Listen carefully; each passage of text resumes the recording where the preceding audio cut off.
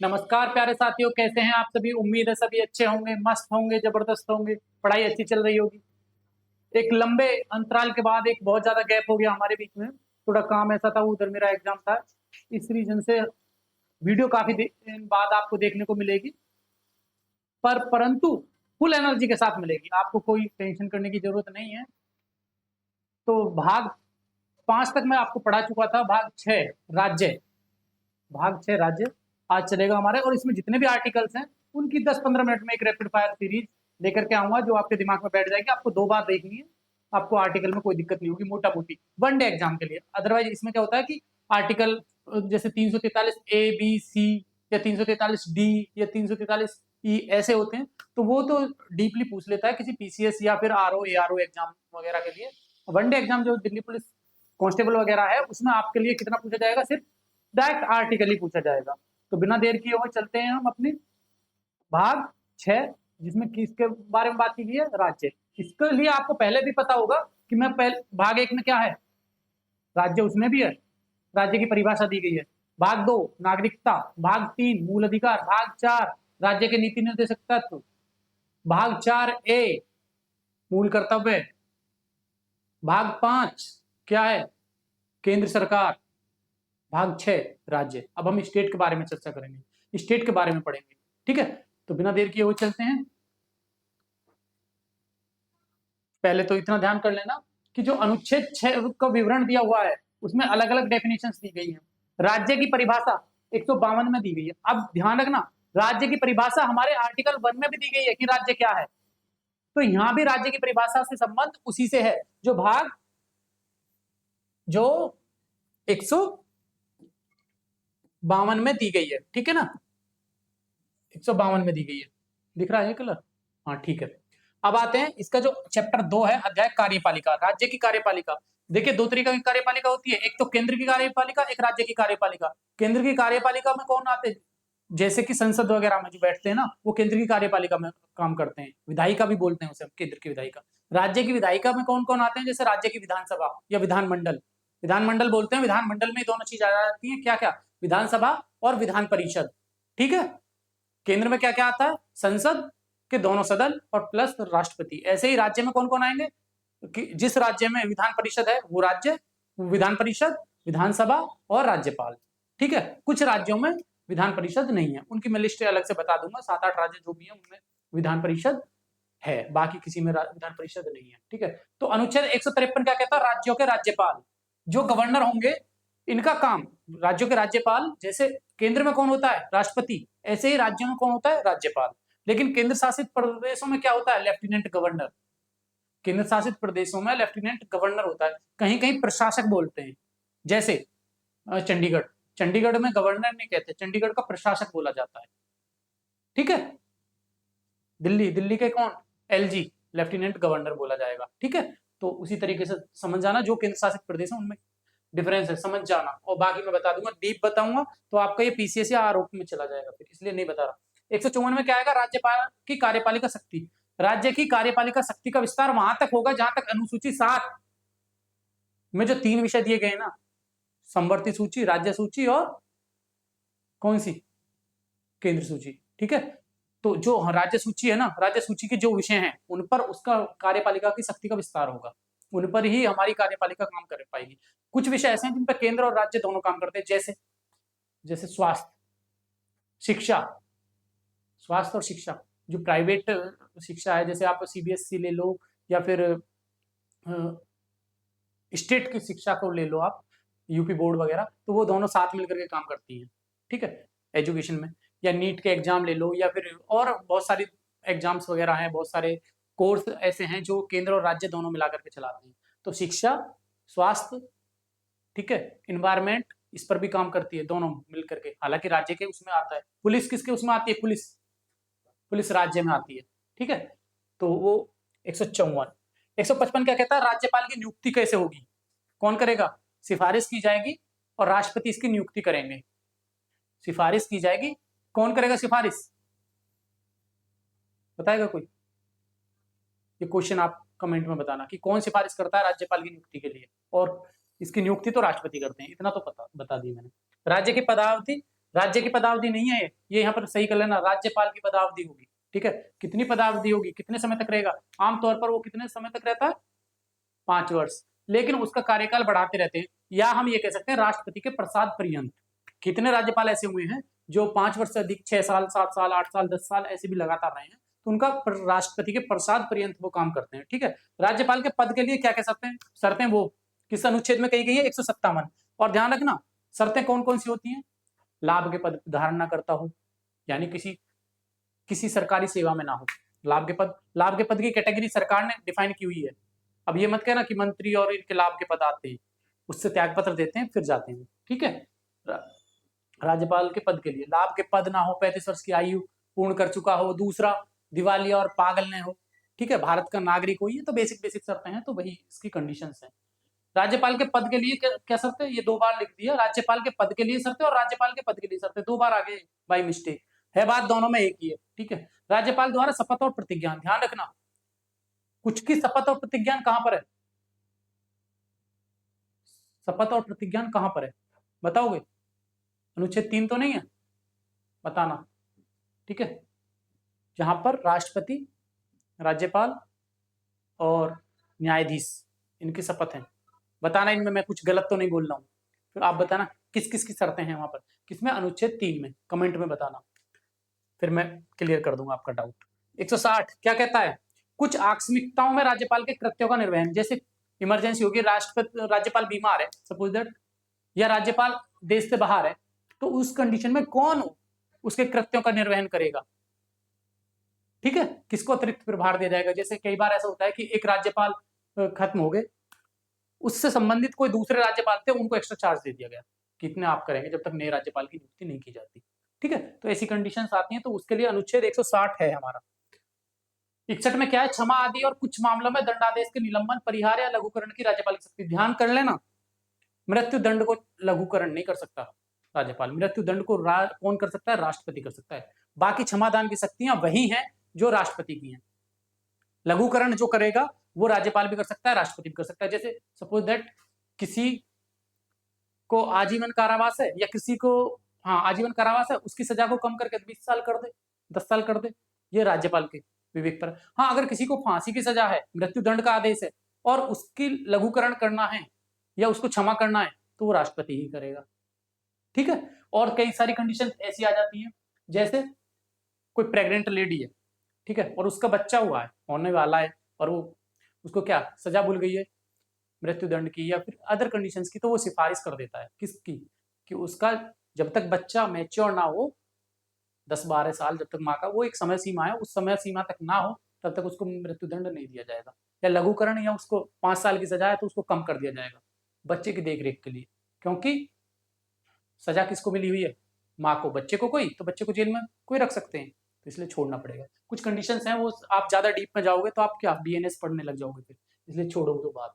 ठीक है, 162 क्या कहता है, राज्य की कार्यपालिका शक्ति का विस्तार, मंत्रिपरिषद, यानी राज्य की जो कार्यपालिका शक्ति है वो किसमें है, मंत्रिपरिषद में। मंत्रिपरिषद ही तो एडमिनिस्ट्रेटिव करते हैं हमारे यहाँ का। ठीक है, एक होते हैं विधानमंडल में बैठे हुए जितने भी विधायक होते हैं, वो सारे क्या करते हैं, वो विधायिका के पार्ट होते हैं, लेकिन सारे विधायक मंत्रिपरिषद नहीं होते। मंत्रिपरिषद में कौन कौन आ जाते हैं, कैबिनेट मंत्री, राज्य मंत्री, स्वतंत्र प्रभार मंत्री, ये आ जाते हैं राज्य में। वो क्या होते हैं, वे हमारी कार्यपालिका का पार्ट है। ठीक है, तो ध्यान रखना उनका कहां तक विस्तार होगा, यह अनुच्छेद 162 में बात कही गई है, इंपोर्टेंट ये है। ठीक है, इसको इंपोर्टेंट मार्क कर लेना, कई बार पूछ लेता है। ठीक है, अनुच्छेद 163 क्या कहता है, राज्य को सहायता और सलाह देने के लिए मंत्रिपरिषद, वेरी वेरी इंपोर्टेंट है, जिस पर मैं इंपोर्टेंट लगाऊं उसको ज्यादा प्रिविलेज देना, क्योंकि ये पूछा जा सकता है कांस्टेबल में। ठीक है, अब आता है मंत्रियों के बारे में, अन्य उपबंध राज्य का महाधिवक्ता, वेरी इंपोर्टेंट। महाधिवक्ता जानते हो, जैसे केंद्र में कौन होता है, केंद्र में कौन होता है, अटॉर्नी जनरल। ठीक है, ऐसे ही राज्य में कौन होता है, महाधिवक्ता।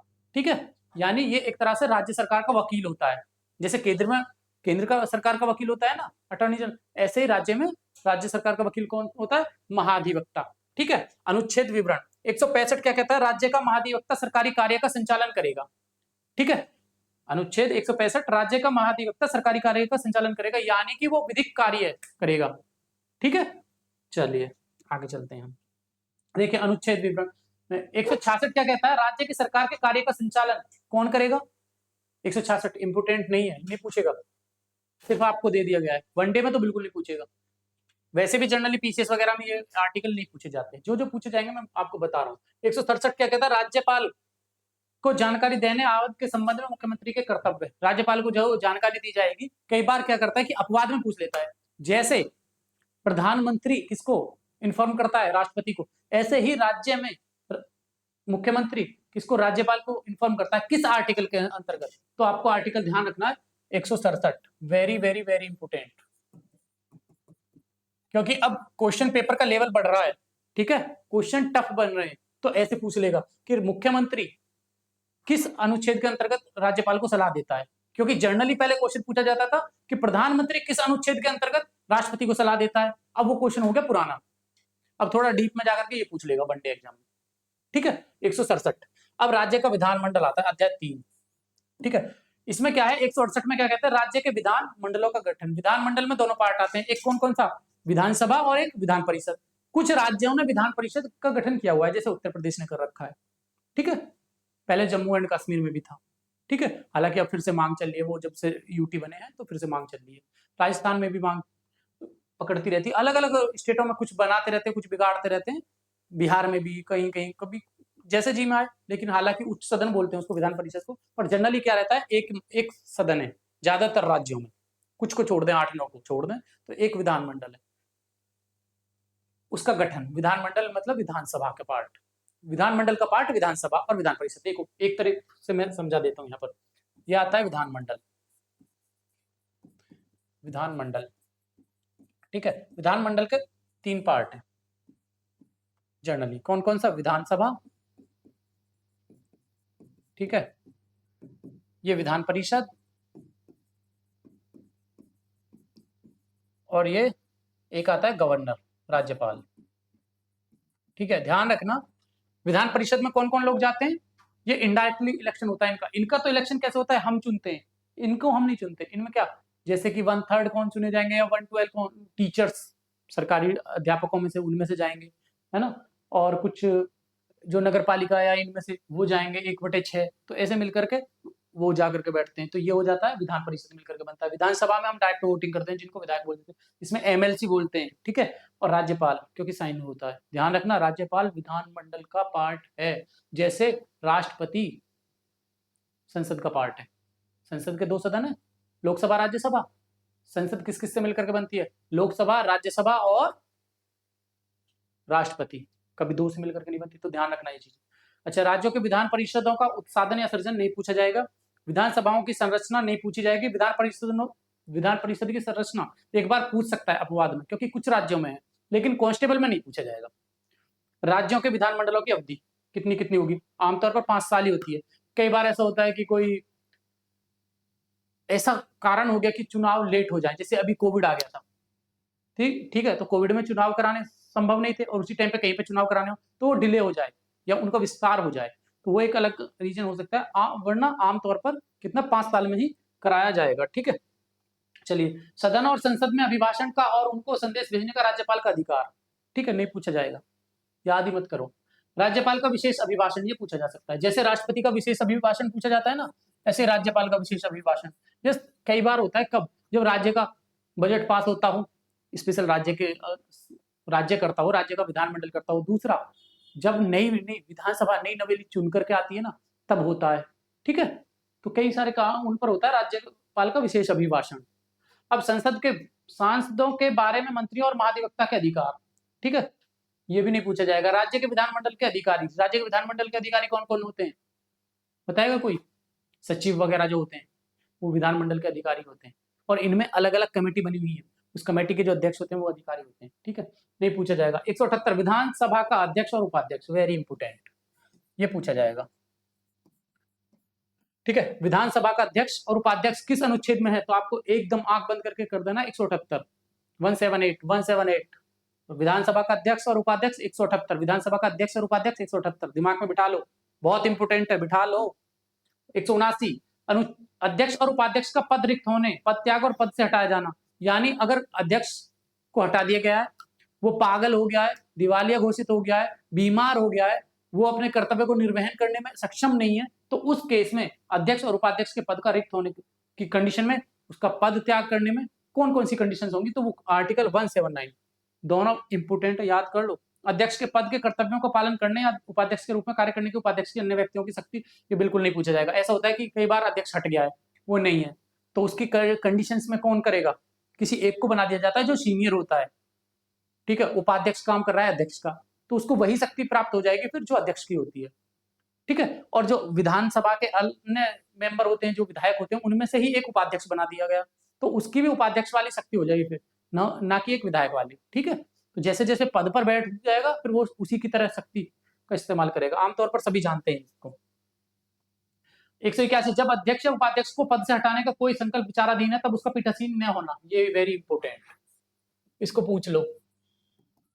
पैट वगैरह दोगे, कुछ भी दोगे, कोई भी वनडे एग्जाम हो, 100% पूछा जाएगा, ठीक है। जब अध्यक्ष और उपाध्यक्ष को पद से हटाने का संकल्प विचाराधीन है उनको हटाने के लिए, तो उनका पीठासीन न होना, कि वो अब पीठासीन अधिकारी नहीं है, ठीक है।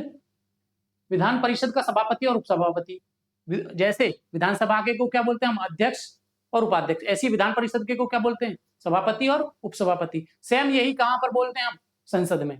लोकसभा के को क्या बोलते हैं, अध्यक्ष, और लोकसभा का और राज्यसभा का सभापति बोलते हैं ना, तो ऐसे सेम यहाँ पर भी बोलते हैं।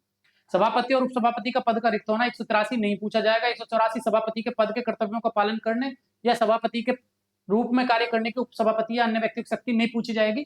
185, जब सभापति या उपसभापति कार्य से हटाने के कोई संकल्प विचाराधीन है, ये नहीं पूछा जाएगा। राज्य के संबंध में ये विधान परिषद, क्योंकि विधान परिषद सभी राज्यों में नहीं है, तो इसलिए विधान परिषद से संबंधित सवाल बहुत रेयर पूछे जाते हैं, ठीक है। अध्यक्ष और उपाध्यक्ष स्मार्ट तरीके से स्टडी करोगे तभी सफलता ले पाओगे। अगर तुम सोचोगे कि ये भी पढ़ लें ये भी पढ़ लें, तो बिल्कुल नहीं पढ़ पाओगे। इतना ब्रह्मांड में ज्ञान है, किस किस को पढ़ोगे। तुम्हें एग्जाम क्रैक करना है, केवल स्मार्ट तरीके से करो। तुम एग्जामिनर के माइंड को रीड करो कि एग्जामिनर क्या सोच सकता है, ठीक है। अगर एग्जामिनर ये सोच सकता है, उसके माइंड में आएगा इससे रिलेटेड क्वेश्चन तो ही आएगा, अदरवाइज नहीं। तुम्हारे मन में आ रहा है तो सोचो कि वो डाल लेगा, अगर तुम्हारे मन में नहीं आ रहा तो वो डालेगा ही ना ऐसे क्वेश्चन। कभी रेयर चांस हो गया 100 200 1000 साल बाद, तो जब तक तुम जीने वाले नहीं पूछा जाए तो। अध्यक्ष और उपाध्यक्ष तथा सभापति और उपसभापति के वेतन भत्ते पूछ लेगा एक बार को, ठीक है, पढ़ लेना। इतना इंपोर्टेंट भी नहीं कह सकते उनके वेतन भत्ते, ठीक है। राज्य के विधानमंडल का सचिवालय कार्य संचालन 187, ठीक है, नहीं पूछा जाता। जो जो पूछे जाएंगे वो 188, सदस्यों द्वारा शपथ या प्रतिज्ञा। देखिए ये वेरी इंपोर्टेंट है, इसको मैं बताता हूँ दो तरीके से। आमतौर पर कितनी शपथ लेते हैं ये लोग, जो एमएलए एमपी होते हैं, जो एमएलए एमपी होते हैं वो शपथ के बाद लेते हैं। एक तो लेते हैं जब नॉमिनेशन के लिए जाते हैं, ठीक है, नॉमिनेशन के लिए जाते हैं तब लेते हैं। दूसरा जब चुन करके आगे और विधानसभा में बैठ के दूसरी शपथ लेंगे तब, ठीक है। जब हम शपथ पत्र दाखिल करते हैं कहां पर, हमने कि हाँ हम इलेक्शन के लिए खड़े हो रहे हैं भाई, हमने अपना नॉमिनेशन फॉर्म भर दिया, तो एक तो शपथ ली जाएगी तब, दूसरी शपथ ली जाएगी कब, जब वो विधानसभा में पहुंच जाएंगे चुन करके। तो उनकी शपथ और प्रतिज्ञान, ये उस वाली शपथ की बात है, ये उस शपथ की बात नहीं है जो हम नॉमिनेशन के लिए जा रहे हैं शपथ ले रहे हैं, ठीक है। तो कौन सी 188 वेरी वेरी इंपोर्टेंट है, किसमें, राज्य के संदर्भ में, राज्य के मामले में। सदनों में मतदान रिक्तियों के होते हुए भी संसदों की कार्य करने की शक्ति या गुण पूर्ति सदस्यों की निहरताएं, ठीक है, नहीं पूछा जाएगा।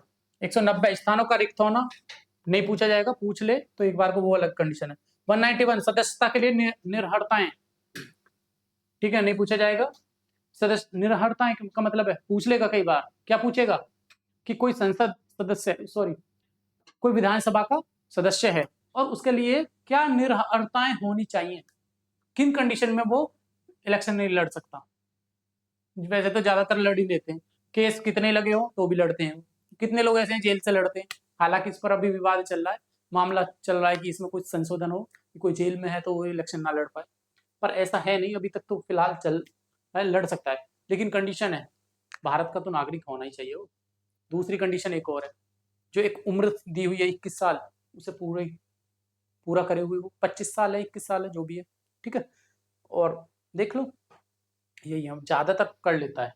अभी एक है बिहार में चुनाव है, कौन सबसे कम उम्र की जिनको नॉमिनेट किया गया है, कौन है, मैथिली ठाकुर, सुना है नाम, कितनी साल की उम्र है उसकी, उसकी नहीं सॉरी उनकी, कितनी उम्र है पता है कुछ, कम एज में है, सबसे कम एज की बीजेपी ने कहीं से बनाया है अपना वो, खैर ठीक है, वो पॉलिटिकल हो जाएगा, मैं उसे नहीं पढ़ाऊंगा। 193 क्या कहता है कि अनुच्छेद 188 के अधीन शपथ लेने या प्रतिज्ञा करने से पहले या निर्धारित किए जाने पर बैठने और मत देने के लिए 37 राज्यों के विधानमंडल है कुछ नहीं, इसमें सिर्फ ये है कि अगर आप विधान मंडल की किसी भी सीट पर जाकर के बैठोगे, बैठ जाओ जाकर, कोई दिक्कत नहीं।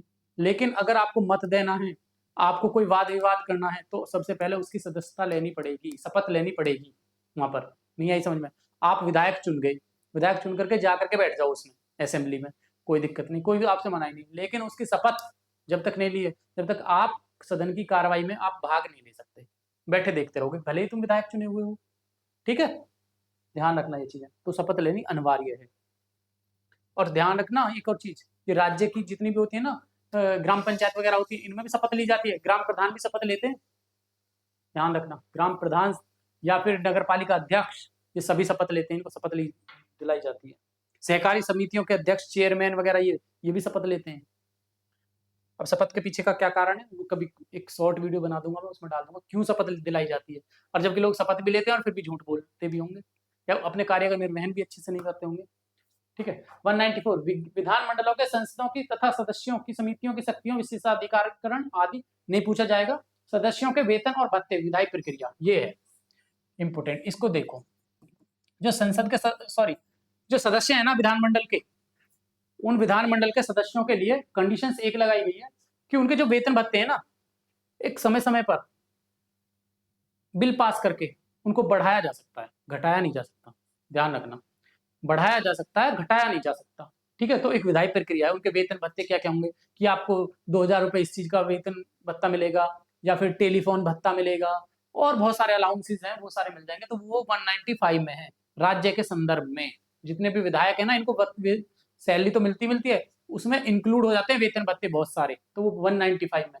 ठीक है। 196 क्या कहता है, विधायकों के पूरे स्थापन और पारित किए जाने के संबंध में कोई एक विधायक है, ठीक है, उसको दोबारा विधायक कैसे चुना जाएगा, उसके लिए ये 196 है। 197 धन विधेयक से भिन्न विधेयकों के बारे में विधान परिषद की। ठीक है, धन विधेयक के संबंध में विशेष प्रक्रिया, धन विधेयक की परिभाषा। ध्यान रखना, ये धन विधेयक की परिभाषा कौन से की है, राज्य के संदर्भ में है, ना कि केंद्र के में। केंद्र के में कहाँ है, 110 112 आर्टिकल 110 112 के पहुंच जाना, वहीं उसी के आसपास सारे धन विधेयक से संबंधित आपको मिल जाएंगे, वैसे 110 है। ठीक है, और विधेयकों पर अनुमति, ये आर्टिकल 200 ये लास्ट है। ठीक है, जो जो इंपोर्टेंट है, एक तो इन दो को याद कर लेना, इसमें ये याद कर लेना। ठीक है, चलिए अब इनको देखना अच्छे से, 1 से 2 बार देखना, रिवाइज हो जाएंगे। आपको जो जो इंपोर्टेंट बताया उसको विशेष तौर पर देखना, आपके क्लियर हो जाएंगे। और 1-2 वीडियो में सारे ही आपके अनुच्छेद कंप्लीट करा दूंगा मैं। धन्यवाद, मिलते हैं फिर नेक्स्ट वीडियो में।